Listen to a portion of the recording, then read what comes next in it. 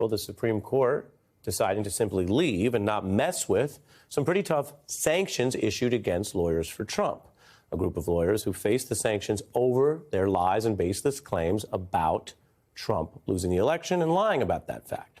And one of those lawyers has even bigger problems, Sidney Powell, the face of Trump's coup efforts during the November 2020 press conferences with Giuliani. She pled out already. So beyond those sanctions in court, she also pled guilty in that Georgia RICO case. She is Trump's co-defendant there. Now, Trump's lawyers and former lawyers are facing all kinds of heat over all kinds of plots. Now, some of this takes a long time. Our legal experts and reporters have emphasized that in the coverage. And it's not supposed to be fast because people are afforded rights and review. And some of this stuff is fairly unprecedented. But there's new heat this weekend over the fraudulent electors plot. One Wisconsin elector telling 60 Minutes that ultimately whatever they were going to do to lie about and cheat about the campaign was the product of getting tricked by the Trump campaign. We were tricked. The January 6th committee saw it.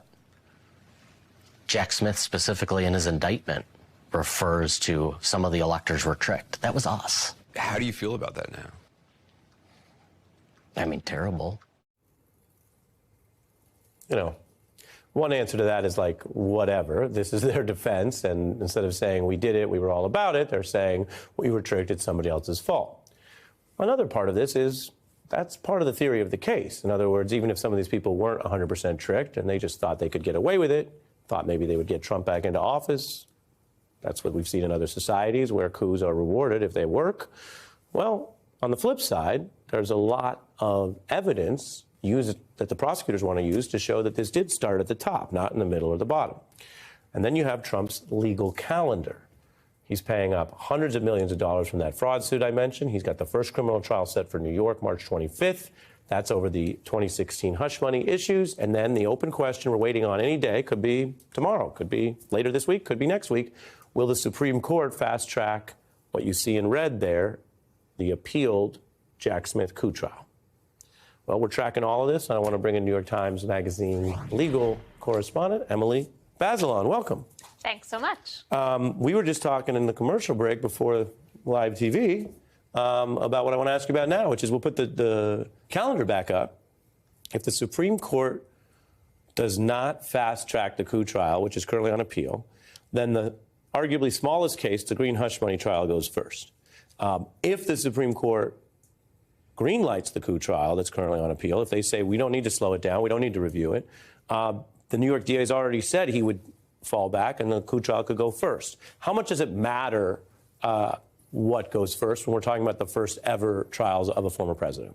I think it matters a lot. I mean, the trial about January 6th is about an issue that is of clear, huge national significance. The New York trial is a smaller matter. It's about hush money payments. Yes, it's an allegation, a set of charges about interfering with the election, but it's based on a more novel legal theory to get it up from a misdemeanor to a felony. Right.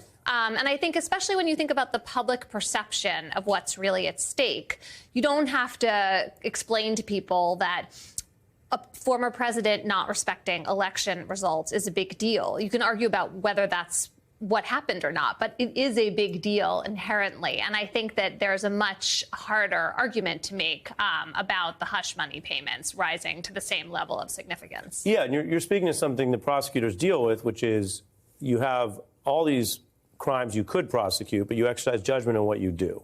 So a larger, more important case might be a priority over the unimportant case. It almost sounds obvious when I say it that way, but that's how it works, because they don't go after everyone.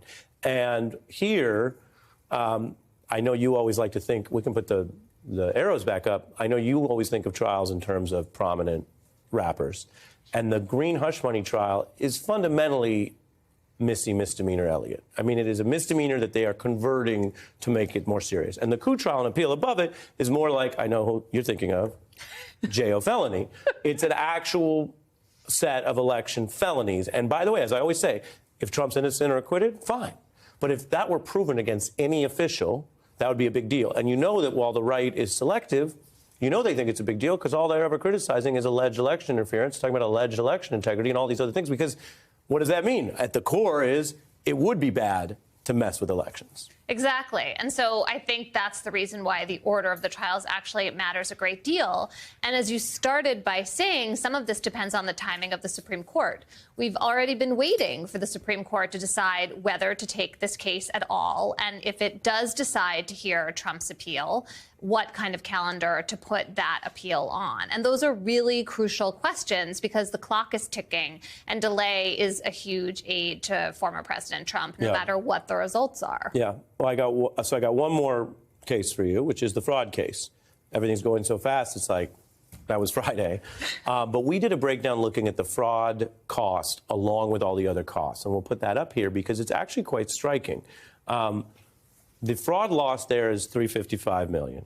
With the interest on top of that, other penalties, legal fees, and the 2 defamation cases, which you've covered for us here on this very program, altogether $600 million and counting for someone who, according to the state of New York, has roughly 2B. So that's approaching there a quarter of the net worth and counting.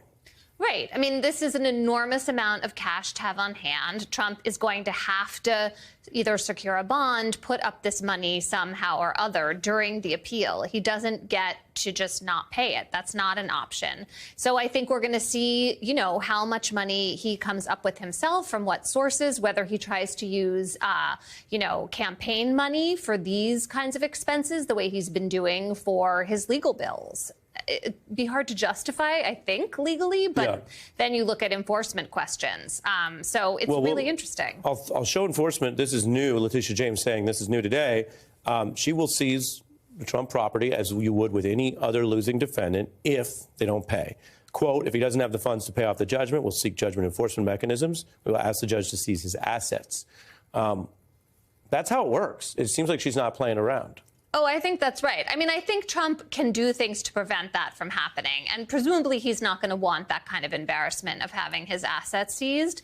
But who knows? Because he also really likes to make this into a big fight, especially with Letitia James, right? And so it's possible he could say, come after me. I mean, this is an order of magnitude that's so great in terms of the money involved. It really changes the stakes.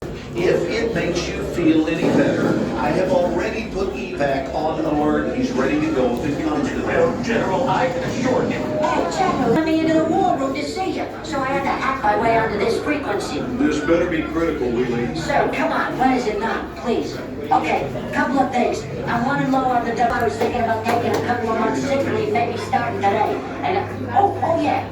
I intercepted a transmission from Megatron. Then send it through. Yes, sir, right away, sir. And so I was so damn good on the other stuff.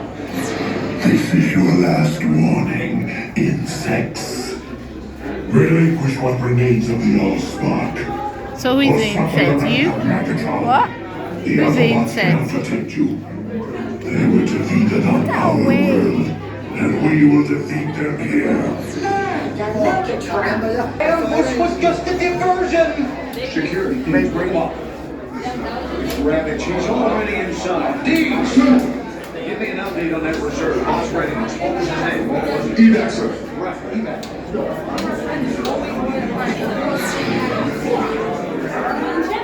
She's right in front.